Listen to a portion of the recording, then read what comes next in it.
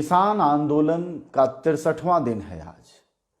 Media का एक बड़ा सेक्शन इस फिराक में बैठा है कि कैसे ये आंदोलन खत्म हो जाए।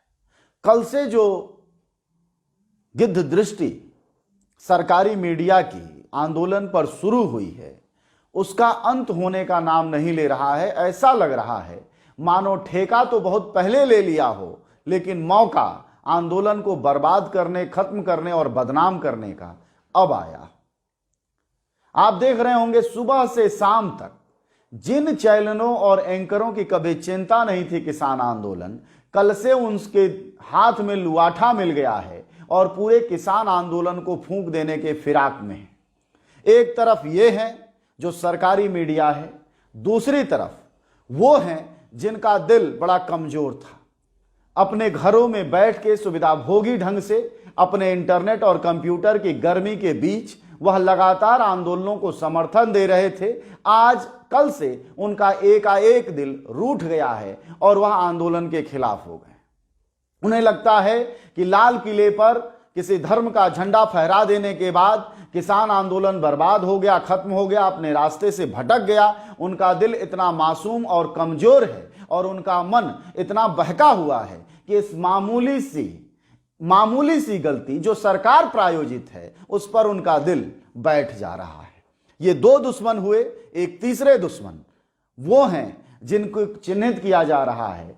आज किसान आंदोलन से दो नेताओं ने, जी हाँ, उत्तर प्रदेश से किसान आंदोलन में भागीदारी करने आए दो नेता, एक भानु प्रताप सिंह जिन्हें भानुगुट भारतीय किसान यूनियन का कहा जाता है, उन्होंने वापस ले लिया है अपने को और वो अब घर लौट जाएंगे। दूसरा वीएम सिंह है, जी हाँ, पीलीभीत से आने वाले किसान नेता और पूर्व विधायक वीएम सिंह हैं जो देश के किसान नेताओं में सबसे पैसे वाले नेता हैं। उन्होंने भी आज से किसान आंदोलन में अपनी भागीदारी खत्म करने की घोषणा की है। अभी तक कुल ये 3 बातें हैं जिससे किसान आंदोलन को खतरा दिखाई दे रहा है। हम बारी बारी से इन तीनों बातों पर बात करेंगे। बात इसलिए भी जरूरी है क्योंकि ये लग रहा है कि किसान आंदोलन कहीं अपने राह से भटकता हुआ लग रहा है। लेकिन क्या यह सच है? कहीं ऐसा तो नहीं कि इसको स्थापित करने की कोशिश की जा रही है क्योंकि सरकार और सरकारी मीडिया को वह चांस नहीं मिल रहा था जिस पर वह चांस मार के किसानों के आंदोलन को खत्म करने की तरफ आगे बढ़ जाए, वो उसे चांस मिला है। पहली बात कि किसान आंदोलनकारी गए, लाल किले तक पहुंचे और उन्होंने एक धर्म विशेष का झंडा फहरा दिया। सवाल यह है कि ये सवाल कौन लोग कर रहे हैं? ये सवाल वो लोग कर रहे हैं जो कि हर बात में ही धर्म का झंडा उठाए रखते हैं। जब किसान आंदोलन के मूल में, किसान आंदोलनकारियों के मूल में बातचीत थी, वार्ताएं थी, वह 2 महीना, कल 62 दिन हो रहा था। 62 दिन कल इंतजार करते रहे किसान और 60-62 दिन बाद तक अगर हमारी सरकार बातचीत नहीं करती है तो इसके लिए कौन जिम्मेदार है? क्या वह झंडा जिम्मेदार था? क्या उस झंडे का इंतजार कर रही थी सरकारी मीडिया कि जिस दिन वो झंडा फहराया जाएगा अपने बिलों से, अपने खोहों से, अपने दरबों से वो बाहर निकल आएगी और अपने खूंखार पंजों से पूरे किसान आंदोलन को लहूलुहान करके खत्म कर देगी? और उसी इंतजार में वह बैठी थी और उसी इंतजार का नतीजा है कि कल सुबह से जो किसान नेता, जो टीवी चैनलों के एंकर और एंकरानियां कभी भी कोई मतलब नहीं रखते आंदोलनों से, वो कल से अपने पंजों को उन्होंने बाहर निकाल लिया है, अपने दांतों को बाहर निकाल लिया है, अपनी आंखें बड़ी कर ली हैं और हर तरफ किसान आंदोलन में उनको अराजकता, हिंसा दिखाई दे रही है। और उनके साथ बोल कौन रहा है? गौर कीजिएगा, बोल कौन रहा है? इस आंदोलन को हिंसक कौन कह रहा है? जिसने दिल्ली दंगे में 100 लोग मारे गए, दिल्ली दंगों में 100 लोगों के मारे जाने की आज तक कोई खबर नहीं है। क्या हुआ उनका कोई डेवलपमेंट नहीं है, लेकिन वह सरकार और उससे जुड़े हुए लोग आज किसान आंदोलन की चिंता में पतले हुए जा रहे हैं। उस किसान आंदोलन में जहां 100 के करीब किसानों ने शहादत दी है और आज जब एक झंडा, एक फतिंगा फहरा गया है उस तिरंगे के मुकाबले, तो सारी चिंताएं वहां शिफ्ट कर दी गई। यानी गोदी मीडिया जिसको आप कहते हैं, वह गोदी मीडिया से बड़ा सरकारी मीडिया है। सरकारी मीडिया में गोदी और विरोधी दोनों मीडिया एक सुर में बोलते हैं।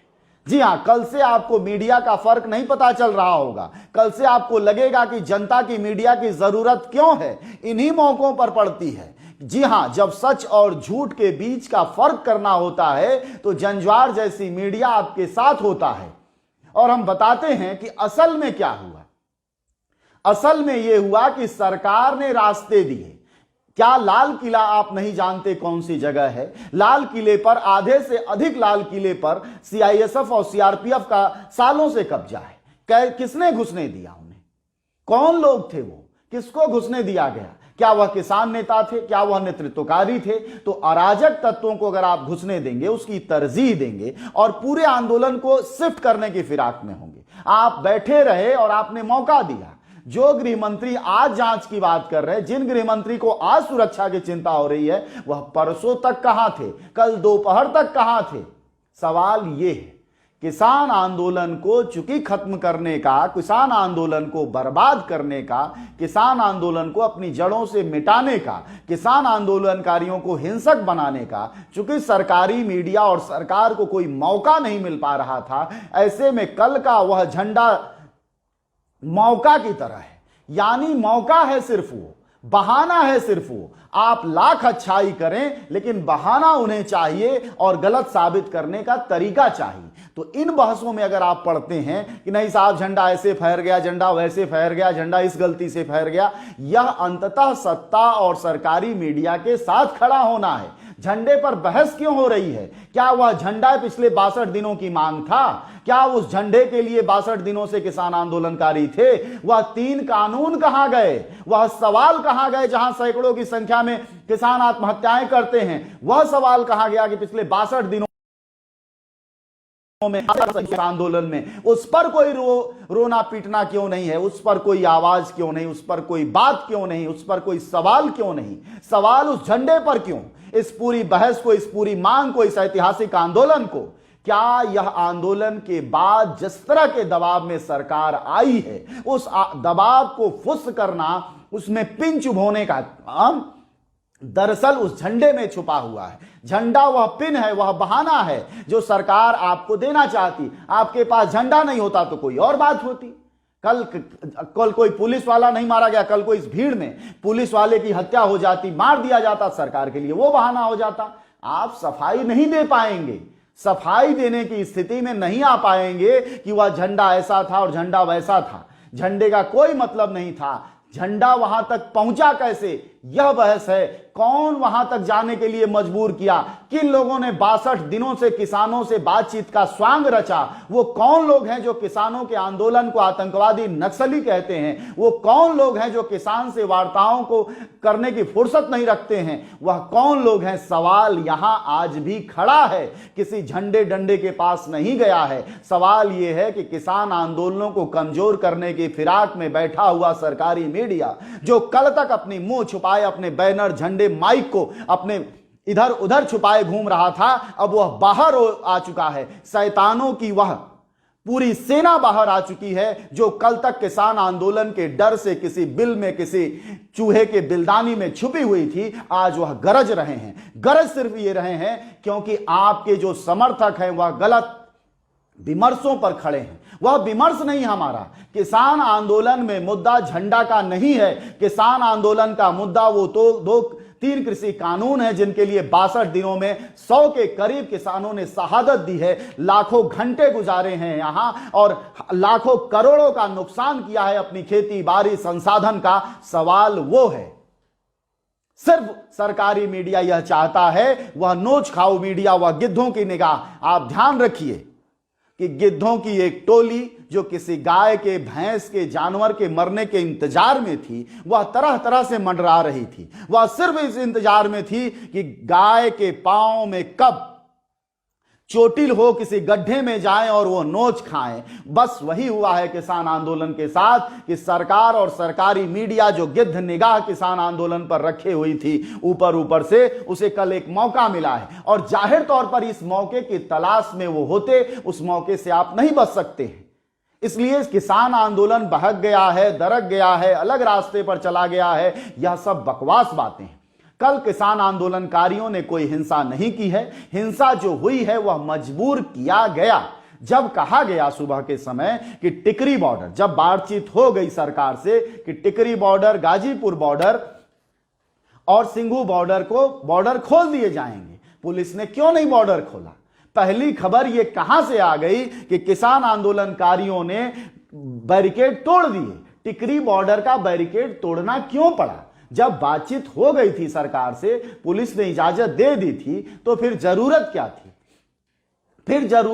थी? क्या मतलब था उसका? टिकरी बॉर्डर को और सिंघू बॉर्डर के बैरिकेड को तोड़ने के लिए किसने मजबूर किया? तो जिन लोगों ने मजबूर किया, किसानों के हिंसा के लिए जिन्होंने उकसाया, यानी यह वैसी बात है कि आप किसी को कि इस हालत में पहुंचा दें कि वह कुछ करने को मजबूर हो जाए और फिर आप पतंगा उड़ा के उड़ते फिरें कि देखो जी तो कर दिया।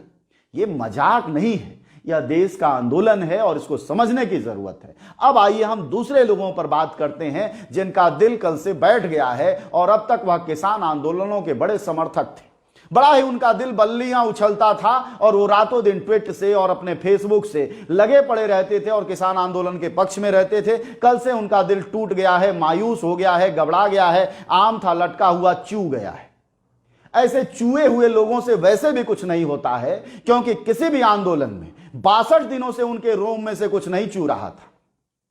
कल एकाएक दिक्कत यह है कि पहले से आप सरकार पोषित होते हैं, सरकार के पक्ष का आपके मन में कीड़ा भरा होता है, लेकिन किसान आंदोलन या ऐसे आंदोलनों की इतनी तपिश और ताकत और ऊर्जा होती है कि आप जैसे बुजदिल बोल नहीं पाते हैं, तब आप मजबूरी में समर्थक बन जाते हैं, क्योंकि आप बोलेंगे तो आप अप्रासंगिक हो जाएंगे। जिनकी बदौलत, जिस प्रगतिशीलता और जिस समझदारी की बदौलत आप रोटी खा रहे हैं, वह आपसे छिन जाएगी। ऐसे में आपकी मजबूरी यह होती है कि किसान आंदोलन हो या मजदूर आंदोलन या देश में चलने वाले दूसरे आंदोलन, आपको पक्ष में बोलना पड़ता है। लेकिन गिद्धों की आप वह दूसरी जमात होती हैं जिसे आप बाज कह सकते हैं, कुक्कुर और सियार कह सकते हैं, कि पहले शिकार की आप में हिम्मत और ताकत तो नहीं है, लेकिन किसान आंदोलन के दूसरे शिकारी वह समर्थक हैं जिनका कल से दिल टूटा हुआ, बिखरा हुआ, कहीं छितरास आ गया है।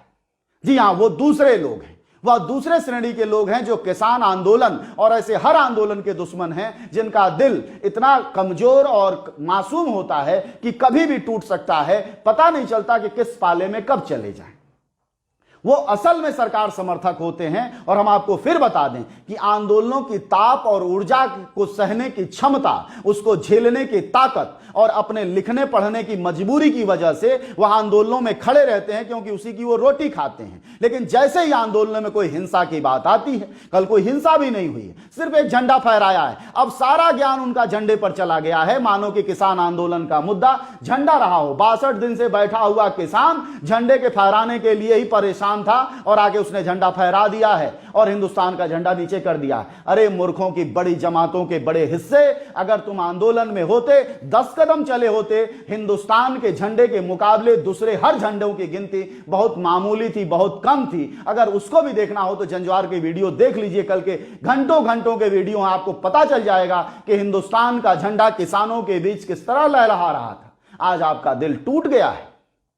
तो ऐसे समर्थकों की जरूरत नहीं होती किसी आंदोलन की। वह अपने स्वार्थ, अपनी जरूरत, अपनी लेखनी को बनाए रखने के लिए किसान आंदोलनों या ऐसे हर आंदोलन में कूदते हैं और मौका मिलते ही वो सरकार के पिछलग्गू सियारों की भूमिका में हो जाते हैं, जिनकी हिम्मत इतनी नहीं होती कि सामने से हुआ हुआ कर सके। यह दूसरी जमात है। पहली जमात सरकारी मीडिया की, दूसरी जमात इन लेखकों, पत्रकारों की जो कल तक किसान आंदोलन के समर्थन में थे और आज वह टूट मायूस से गए हैं, क्योंकि किसान आंदोलन बिफर गया है, बदल गया है, आतंकवादी हो गया है, पता नहीं और क्या क्या हो गया है। इनकी समझदारी को 100 बार सहेजिए आप। एक तीसरे तरह के लोग हैं जिनसे मैं आपका परिचय जरूर कराना चाहूंगा। इस आंदोलन के वो तीसरे घातक ताकते हैं। वो ताकते हैं वीएम सिंह और भानु गुट वाले लोग, जिन्होंने आज आंदोलन को छोड़ा है। उन्होंने कहा है कि आंदोलन भटक गया है और अब हम आंदोलन से जा रहे हैं। आइए इन दोनों लोगों के हम कच्चे चिट्ठे पर बात करते हैं। हम बात इसलिए कर सकते हैं कि हम लगातार आंदोलन में रहे।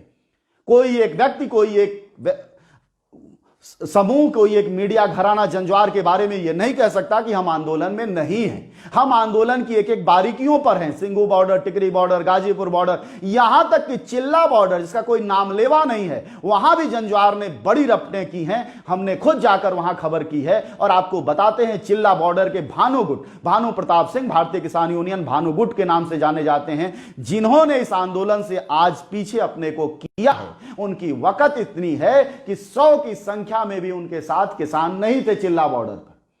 अगर आप कभी गए हो तो आपको अंदाजा हो जाएगा। दूसरा वीएम गुट। वीएम गुट कौन सा है? वीएम सिंह का गुट। आप याद करिए कि वह देश के सबसे बड़े पूंजीपति किसान नेता हैं, जिनका कि बही खाता के हिसाब से 600 करोड़ से अधिक की संपत्ति के बारे में मीडिया में बातें आती रहती हैं। इन दो लोगों ने किसान आंदोलन से आज पीछे हटे।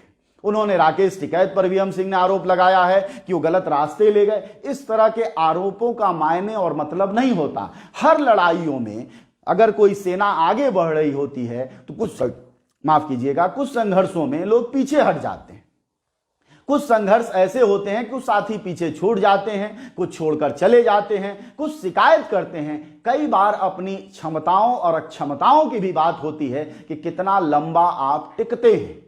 सवाल यह है, हो सकता है कि अभी किसान आंदोलन में जो बातें सरकार ने अपनी तरफ से कही हैं कि 1.5 साल हम एक्सटेंशन देते हैं और जो है कमेटी बना देते हैं, हो सकता है इन 32 किसान नेताओं में भी कुछ किसान नेता ऐसे हों जो कहते हैं सरकार की ये बात मान लीजिए। लेकिन सवाल यह है कि इतना लंबा, लाखों घंटा, अरबों रुपया किसान जो बर्बाद किया, देश का संसाधन, अपना संसाधन, अपने घर दरवाजे की कमाई जो बर्बाद किया, क्या इस मामूली हक पर 1.5 साल की मीटिंग पर, 1.5 साल के एक्सटेंशन पर, 1.5 साल की कमेटी पर वह छोड़ जाए और उसका हाल वह बाकी सारे आंदोलनों की तरह हो जाए? आखिर क्यों?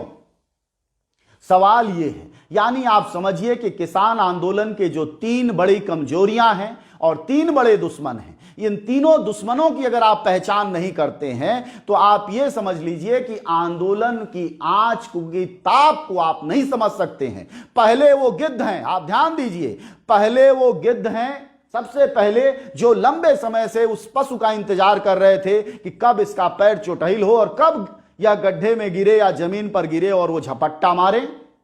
दूसरे वो सियार हैं जो लेखक, पत्रकार और संवेदनशील और प्रगतिशील व्यक्ति के रूप में हैं, समाज में बिखरे पड़े हैं, दिल्ली से लेकर दौलताबाद तक वह फैले हुए हैं। और ऐसे हर आंदोलन की जब ऊर्जा और ताप आगे बढ़ रही होती है तो वह रचनात्मकता देखते रहते हैं और उसमें अपनी कलम घसीटी करते रहते हैं और फिर उसकी तारीफ चलती रहती है। लेकिन उन्हें लगता है कि आंदोलन में संघर्ष नहीं होता, लड़ाइयां नहीं होती, हिंसा नहीं होती, ये कुछ नहीं होता है। उनको लगता है आंदोलन ऐसा होता है जैसे चाय कप का प्लेट होता है, आइए मिश्रा जी, दुबे जी, पांडे जी, चौराहे जी, खान साहब, और आप चाय पीजिए और आंदोलन खत्म हो गया। उनके एक डिक्शनरी में ऐसे आंदोलनों की कल्पना की जाती है।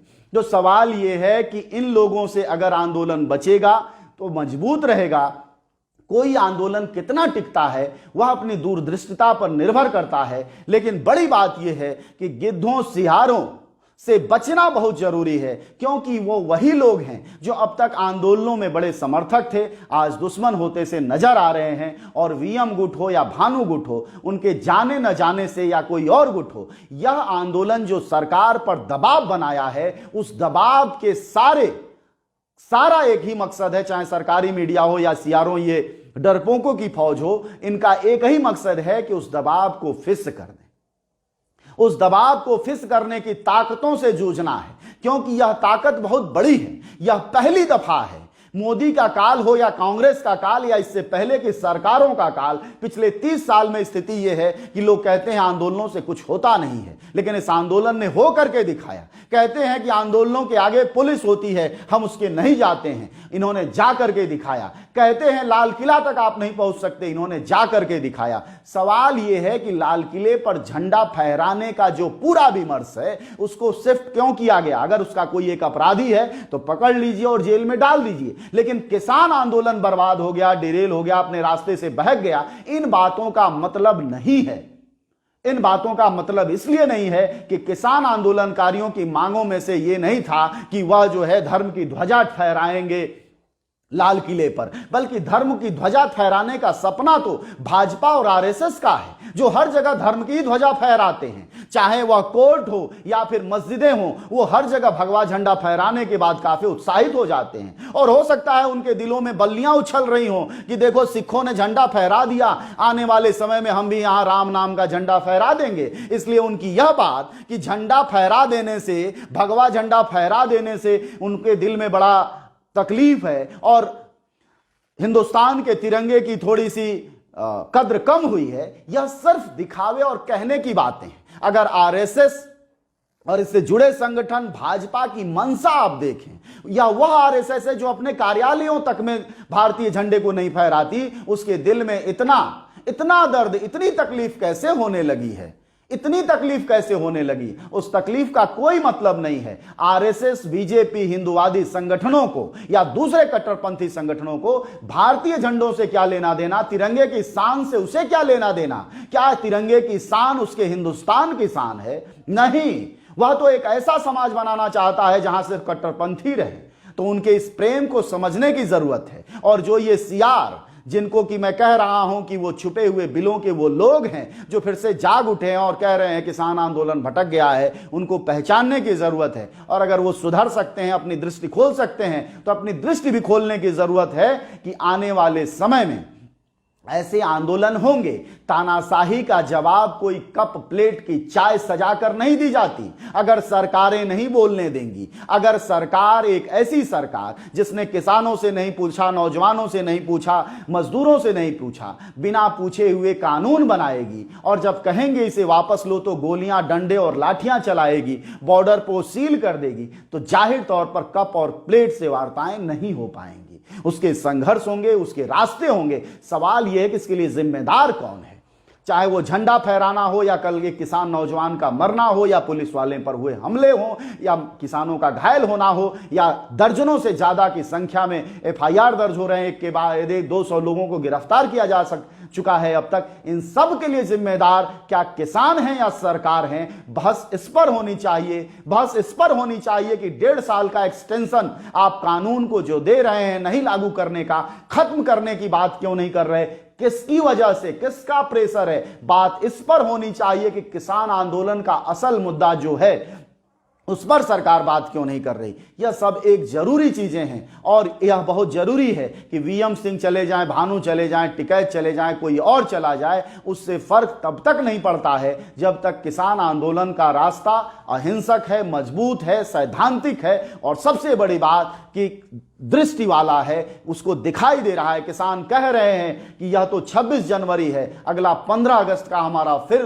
तैयारी है, क्योंकि सरकारें देश के किसानों के लिए काम करती हैं, उन किसानों के लिए जो देश के 70% जिंदगियों को चलाता है। तो उसको हमें नहीं भूलना होगा और हमें सरकारी मीडिया यानी गोदी और विरोधी दोनों मीडिया की हमें पहचान करनी होगी और जनता की मीडिया के साथ आपको खड़ा होना होगा। वही एक रास्ता है जब आंदोलनों के साथ कौन खड़ा होता है, कौन सही और गलत के साथ खड़ा होता है, यह आपके विवेक पर है। तभी जाकर हम एक नया भारत बना पाएंगे जहां सरकारें किसानों, मजदूरों, छात्रों, नौजवानों, महिलाओं, जरूरतमंद लोगों की सुनेंगी। अन्यथा कोई मायने मतलब इन सरकारों का नहीं रह जाएगा। धन्यवाद आपका।